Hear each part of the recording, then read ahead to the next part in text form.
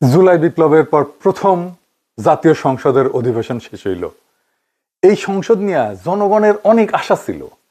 এই সংসদে আছে মাঠ থেকে উঠে আসা ছাত্র বিপ্লবীরা, আয়নাঘর থেকে ফিরে আসা মজলুম, ফাঁসির মঞ্চ থেকে ফিরে আসা রাজনীতিবিদ, নির্বাসনে থাকা রাজনৈতিক নেতাকর্মী, জেলে থাকা গুলি খাওয়ার লড়াকুড়া। কিন্তু সংসদ কেন জানি আমাদের আশাহত করছিল। কেন? সংসদ নেতা নিশ্চুপ, বসে থেকে টেবিল থাবড়ায় খালি। সরকারি দলের অধ্যক্ষ, বিরোধী দলকে মাত্রা ছাড়া আক্রমণ, আর শিলং সালাউদ্দিনের ডিফ্যাক্টো প্রাইম মিনিস্টার হয়ে বসা। জনাব সালাউদ্দিন আহমদ সংসদ নেতার পক্ষে বক্তব্য রাখছেন। মাননীয় স্বরাষ্ট্রমন্ত্রী। মাননীয় স্পিকার, আপনাকে ধন্যবাদ। ইয়েস মাননীয় স্পিকার, আমি মাননীয় সংসদ নেতার পক্ষে বক্তব্য রাখছি। শিলং সালাউদ্দিনের একটা স্বীকারোক্তি আছে সংসদের ভেতরেই, কইছে জুলাই সংসদে সাইন করাটা এটা বাধ্য হয়ে করছে, এটা করতে চায় নাই। এটা কারণ যদি সংস্কারের বাহানায় নির্বাচন না হয়, সেই জন্যই বিএনপি সবকিছুতে আপোষ করে জুলাই সনদে সাইন করেছে। শুনেন। কিন্তু মাননীয় স্পিকার, আমাদের একটা তাগাদা ছিল যে এরা সংস্কারের বাহানায় যদি নির্বাচনটা না হতে দেয়, সেজন্য আমরা সবকিছুতে আপোষ করে জুলাই জাতীয় সনদও স্বাক্ষর করেছি। আমরা একত্রিত হয়েছি, সমঝোতা হয়েছে, এবং নির্বাচনের স্বার্থে আমরা অনেক কথা বলি নাই। বুঝছেন? শুনছেন? সংস্কারের কোনো কমিটমেন্ট ছিল না, ছিল নির্বাচনের চাপ। এটা হঠাৎ বলে নাই শিলং সালাউদ্দিন, আগে থেকে শুরু হয়েছে। এটা 1 নভেম্বর 2025 প্রেস ক্লাবে মেজর হাফিজ কইছে, এখন যে স্পিকার সে কইছে নির্বাচন হওয়ার স্বার্থে অনিচ্ছা সত্ত্বেও বিএনপি অনেক কিছু মেনে নিছে। আবার মেজর হাফিজই গণভোট নিয়ে ফেব্রুয়ারিতে নির্বাচনের কিছু আগে আরো স্পষ্ট কইছে যে গণভোটে রাজি না হইলে নির্বাচন দিত না, তাই রাজি হইছে। শুনেন। এই গণভোটের কোনো আইনগত ভিত্তি নেই। এটি সম্পূর্ণভাবে একটি গোষ্ঠী জনগণের উপর চাপিয়ে দিয়েছে। আমাদের দল বিএনপি এটাতে প্রথমে রাজি হয়নি, কিন্তু দেখা গেল যে বিএনপি যদি রাজি না হয় তাহলে আর নির্বাচনই হয় না, এরা নির্বাচন ছেড়ে বাড়ি চলে যাবে।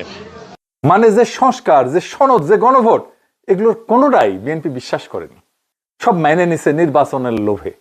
আবার সেই মেজর হাফিজি বলে আমরা বদ্ধপরিকর জুলাই সনদ বাস্তবায়নের জন্য, এটা নাকি দেশের সম্পদ। শুনেন।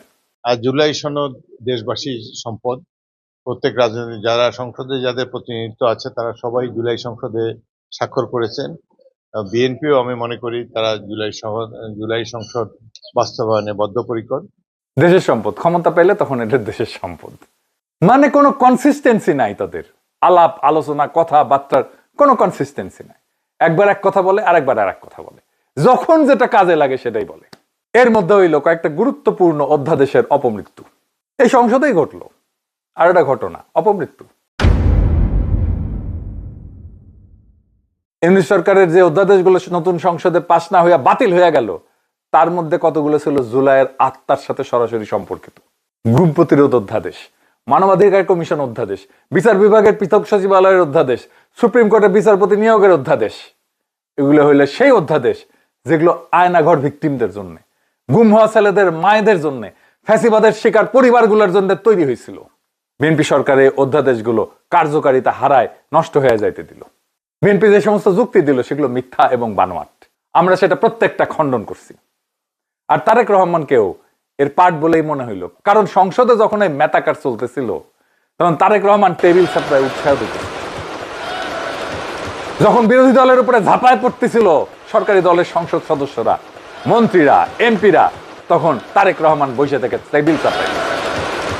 মাত্র 1 সপ্তাহ আগে বক্তৃতায় কইছে স্বৈরাচারের ভূত বিরোধী দলের উপর চাপছে। শুনেন।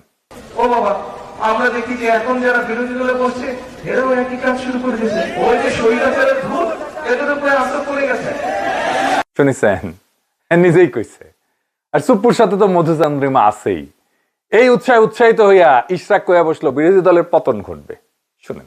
আমাদেরকে যদি হুমকি দেওয়া হয় তাহলে সম্মানিত বিরোধী দলের প্রতি সম্মান রেখেই বলছি, আপনারা যদি আমাদেরকে পতন করার হুমকি দেন তাহলে বিরোধী দলের অবস্থান থেকে আপনাদেরকে পতন ঘটানো হবে ইনশাআল্লাহ। শুনেছেন? পতন। একটা রাজনৈতিক দল যখন সরকারে নির্বাহী ক্ষমতা হারায়, সেটা যদি আন্দোলনের মাধ্যমে হয় সেটাকে বলা হয় পতন। মানে সরকারে থাকলে সেটা পতন হয়। বিরোধী দলের তো কোনো নির্বাহী ক্ষমতাই নাই, তার পতন হবে কোথায় থেকে? সে কোথায় ছিল আর কোথায় নামবে? সে তো ছিল না কোথাও। এটা ভুলভাবে বলা কথা না, এটা এমন না যে ভুলভাবে কইছে। এটা হইতেছে একটা মানসিকতা, মেন্টালিটি, ফ্যাসিস্ট মানসিকতা। যে মানসিকতা হাসিনার ছিল, বিরোধী দলকেও ধ্বংস করবে, নির্মূল করবে। ইশরাক কম বয়সী, ওই একই কথা মির্জা ফখরুল কইছে, জামাতে ইসলামকে নির্মূল করা হবে, পিছিয়ে আবার লাগিয়ে দিছে রাজনৈতিক ভাবে। তাদের যে অতীত ইতিহাস, সেই ইতিহাস আমরা সবাই খুব ভালো করে জানি। সেই কারণেই সমগ্র জাতি অত্যন্ত সচেতনভাবে তাদেরকে প্রত্যাখ্যান করেছে এবং আগামীতে যেন পুরোপুরি তাদেরকে নির্মূল করা যায় রাজনৈতিকভাবে, সেইভাবেই আমাদেরকে কাজ করতে হবে। এই বুড়া হাঁটতে পারে না ঠিক মতো, জামাতে ইসলামকে নির্মূল করবে, সেই একই বাকশালী মাইন্ডসেট, বুঝিসাও।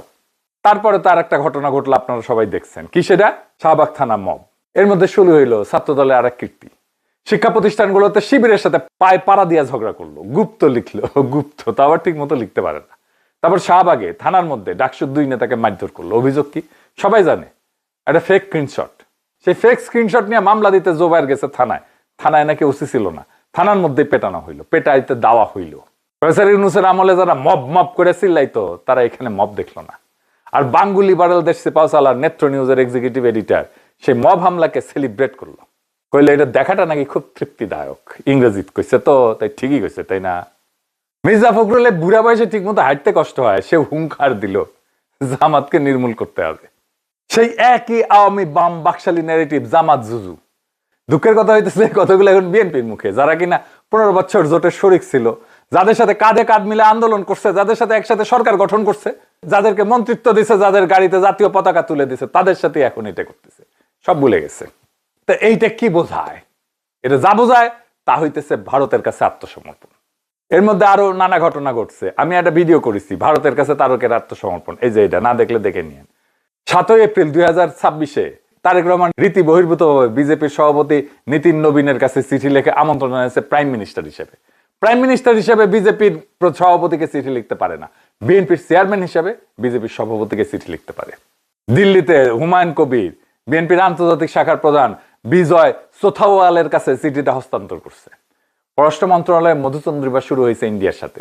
চারিদিকে বাম বাকশালী আওয়ামী লীগের উল্লাস শুরু হইল। বিরোধী দল অত্যন্ত সংযত আচরণ করলেও আওয়ামী লীগের চাইতে খড়গগ্রস্ত হয়ে উঠল বিএনপি। আর তারেক রহমান বসা শুরু করলেন বাঙ্গু সুশীলদের সাথে, সেই এক ইন্ডিয়ান মালদের সাথে। কার কার সাথে? আব্দুল্লাহ আবু সাইদের সাথে মিটিং করে, একবার না 2 বার, পরের বার তো সভাসদ সভাসদ নিয়ে একসাথে। তারপর বিশিষ্ট চেতনাজীবী আব্দুল নূর তুষারের সাথে মিটিং করে, কজা কামালের সাথে মিটিং করে, আনিস আমলকে ফোন দিয়া কুশলতি জিজ্ঞেস করে। কিন্তু কাদের সাথে বসেন না সেটাও গুরুত্বপূর্ণ। উনি সলিমুল্লাহ খানের সাথে বসেন না, উনি মাহমুদুর রহমানের সাথে বসেন না, উনি শফিক রহমানের সাথে বসেন না, সংগ্রামের সম্পাদক আবুল আসাদের সাথে বসেন না, ফরহাদ মাজারের সাথে বসেন না। যেন তাদের দরকার নাই বাংলাদেশ গঠনে, যেন তাদের কোনো কন্ট্রিবিউশন নাই, যেন ফ্যাসি বিরোধী লড়াইয়ে তাদের কোনো ভূমিকা নাই। যাদের ভূমিকা ছিল না তাদের সাথে যায় বসতেছে, যাদের ভূমিকা ছিল, যারা নির্যাতিত হয়েছে, দেশান্তরী হয়েছে, যারা ক্রমাগত বয়ান উৎপাদন করে গেছে, সলিমুল্লাহ খান রাস্তায় দাঁড়াইছে, তাদের সাথে কোনো দরকার নাই তারেক রহমানের। নতুন বাংলাদেশে তাদের দরকার নাই। প্রফেসর ইউনূসের সাথেও বসে না, প্রফেসর ইউনূসের সাথেও বসেনি। কন্টিনিউটির একটা ব্যাপার আছে। তো আমেরিকান প্রেসিডেন্টরা দেখবেন পুরনো প্রেসিডেন্টদের সাথে বসে, প্রফেসর ইউনূসের উপদেষ্টাদের সাথে বসে না। তাদের অভিজ্ঞতা তো অমূল্য, তাদের সাফল্য ব্যর্থতা সত্ত্বেও তারা একটা ঝঞ্ঝা বিক্ষুব্ধ সময় বাংলাদেশকে নেতৃত্ব দিছে, মন্ত্রণালয় চালাইছে, তারা সবাই আছে, দেশেই আছে। তাদের চাইতে কথা কামাল, আব্দুল নূর তুষার, আব্দুল্লাহ আবু সাইদ গুরুত্বপূর্ণ হয়ে গেল। তারপরে তৈরি হলো বয়ান, মিছা বয়ান। কেমন? হামেদটিকে নিয়ে তারেক রহমান বললো এক কথা, বলল আমরা সব রাজনৈতিক দল সবাই মিলে একটা স্বৈরাচারকে এই দেশ থেকে বিতাড়িত করছি। এবং আরো দুঃখজনক ব্যাপার হলো অন্তর্বর্তী সরকারের সময় শিশুদের হামের টিকা গত কয়েক বছর থেকে বিদেশ থেকে আমদানি করা হয়নি। এই সংসদে আজকে আমরা যারা উপস্থিত আছি, আমরা সকল রাজনৈতিক দলগুলো এবং এই সংসদের বাইরেও রাজনৈতিক দল আছে, যারা সকলে মিলে একটি স্বৈরাচারকে এই দেশ থেকে বিতাড়িত করেছে। দুঃখজনক ব্যাপার হলো সেই স্বৈরাচারের সময়, এবং আরও দুঃখজনক ব্যাপার হলো আমরা যেই অন্তর্বর্তীকালীন সরকারকে সমর্থন দিয়েছিলাম, দেশে একটি সুষ্ঠু সুন্দর নিরপেক্ষ নির্বাচন করার জন্য দুঃখজনকভাবে সেই অন্তর্বর্তীকালীন সরকারের সময় শিশুদের হামের টিকা গত কয়েক বছর ধরে বিদেশ থেকে আমদানি করা হয়নি। পুরাই মিথ্যা কথা। প্রফেসর ইউনূসের আমলে বিদেশ থেকে আমের টিকা আমদানি করা হয়েছে। ইউনূস সরকারের আমলে সেপ্টেম্বর 2025-এ ইউনিসেফের মাধ্যমে টিকা সংগ্রহের পদ্ধতি বদলায় উন্মুক্ত দরপত্র দিছিল। সেই দরপত্র আমলাতান্ত্রিক জটিলতায় পড়ছিল। এটা সেই আমলারা, যেই আমলারা তারেক রহমানকে ক্ষমতায় আনছে, সেই আমলারা এটা আটকায় দিছিল। এটা সত্য। প্রক্রিয়াগত ভুল হয়েছিল, এটা সত্য। কিন্তু তারেক রহমান যে বলে টিকা আমদানি করা হয়নি, এটা মিথ্যা, পুরা মিথ্যা, মিথ্যা। তার মানে তারেক রহমানের আশেপাশে যারা, তারা যাকে তথ্য দেয়, তারা সবাই ফার্স্ট ক্লাস গেজেটেড ভার্সন। জ্বালানিতে নিয়েও বেড়াছাড়া করে ফেললেন। কি দীর্ঘ লাইন বললো যে এপ্রিলে কোন তেলের দাম বাড়বে না, তারপর এপ্রিলেই বাড়লো আবার তেলের দাম। আপনারাই বলেন, প্রফেসর ইউনূসের প্রত্যেকটা উপদেষ্টার সাথে আলাপ করলে দারুণ ইনসাইট পাইতেন না উনি? কিন্তু সেটা তো উনি করলেন না। কারণ এটা করলে ফুটেজ পাওয়া যাবে না। কেন করলো না? কারণ ইন্ডিয়া খুশি হবে না। আমরা যখন ধরেই নিচ্ছিলাম যে পুরা বিপ্লবের সারা হয়ে গেছে, পুরা ইন্ডিয়ান কন্ট্রোল স্ট্যাবলিশ হয়ে গেছে, জুলাইয়ের পক্ষে যারা আছে বিএনপির মধ্যে তাদের কণ্ঠস্বর শোনা যাইতেছে না।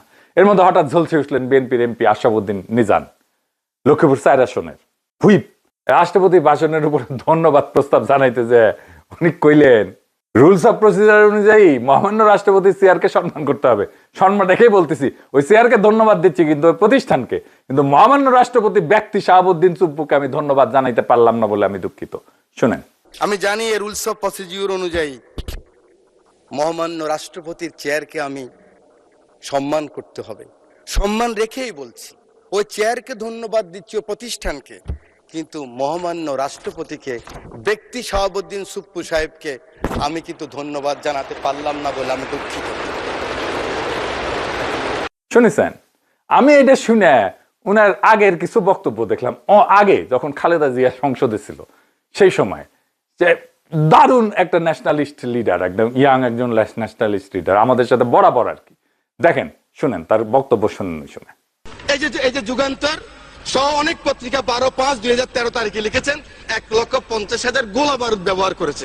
আমি সেই সম্বন্ধে বলতে চাই না, কিন্তু এই কওমি মাদ্রাসার মানুষগুলি, এই ফুরকানিয়া মাদ্রাসার মানুষগুলি, এই মাদ্রাসার মানুষগুলি, মসজিদের মুয়াজ্জিন ইমাম সাহেব, আপনাকে, আমাকে, সকলকে, অনেককে, যারা মুসলমান, আমার মা যখন আমাকে ফুরকানিয়া পাঠিয়েছেন, বিসমিল্লাহির রহমানির রহিম আমি যখন শিখলাম, আউযুবিল্লাহ শিখলাম, এই মানুষগুলির হাতেই। এই মানুষগুলি আমাকে শিখেছে মৃত্যুর পরে মান রব্বুকা মান হাযা, মান রব্বুকা মান দীনুকা মান হাযাল্লাযী ফিহি। এই মানুষটা শিখিয়েছে আমার মৃত্যুর পরে যখন কবরে রাখবেন, মিনহা খালাকনাকুম ওয়া ফিহা নুইদুকুম ওয়া মিনহা নুখরিজুকুম তারাতুন উখরা। আল্লাহ মাটি থেকে তিনি এসেছেন, এই মাটিতে আবার তাকে রেখে গেলাম। সেই মানুষগুলিকে একটা জিনিস আমি দেখেছি, মাননীয় স্পিকার, এভাবে কান ধরায় এই মানুষগুলিকে যখন এই কান ধরায় পিঠের মধ্যে লাথি মেরে যখন পার করেছে, গ্রাম বাংলা লক্ষ কোটি মানুষ তখন কান্না করেছে। মাননীয় স্পিকার, এটা কিন্তু আল্লাহ সহ্য করবে না। আপনি নাস্তিক হন, আমার কোনো আপত্তি নাই। আপনি ইসলাম ধর্ম না মানেন, আপনার আমার কোনো আপত্তি নাই। আপত্তি আমার এক জায়গায়, আমার নিজের আশরাফুদ্দিন নিজামের আপত্তি এক জায়গায়। আমার কোরআন নিয়ে কথা বললে, আমার রাসূল নিয়ে কথা বললে, I am the last person. আমাকে জেলে নিবেন না কোথায় নিবেন আমার কোনো যায় আসে না, আমি কিন্তু প্রতিবাদ করবই করবো। মাননীয় স্পিকার, শুনেছেন?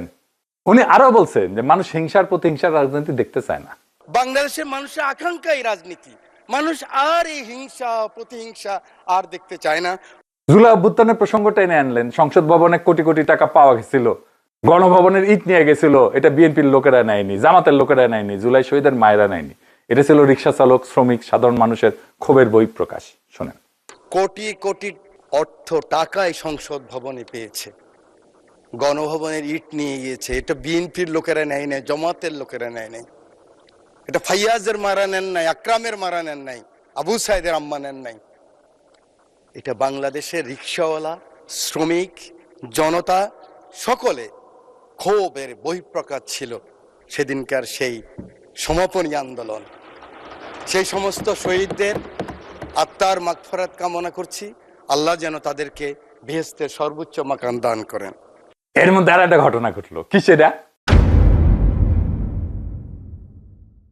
শিলং সালাউদ্দিন যতই হ্যাডম দেখা, পুরা হ্যাডম পোলাপান জয় বাংলা করে দিছে স্টেডিয়ামে।